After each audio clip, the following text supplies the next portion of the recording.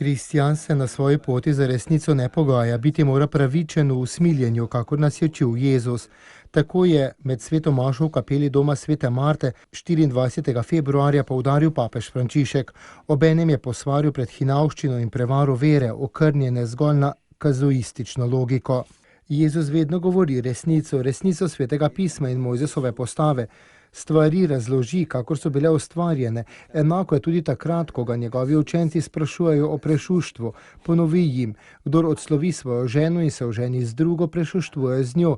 In če ona odslovi svojega moža in se omoži z drugim, prešuštvuje. Toda, če je to resnica in je prešuštvo nekaj hudega, kako potem razložiti, da se Jezus večkrat sam pogovarjal s prešuštnico in poganko? Tako se je vprašal sveti oče. Pil je iz njenega kozarca, ki ni bil čist, in na koncu je rekel, da ji ne obsoja, da naj ne greši več. Kako razložiti to?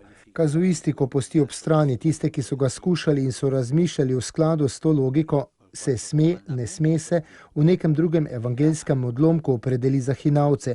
Ti so prilagodili tudi četrto zapoved in so staršem odrekli pomoč z izgovorom, da so darovali za cerkev. Hinavci, kazuistika je hinavka, je hinavska miselnost, se sme, ne sme se.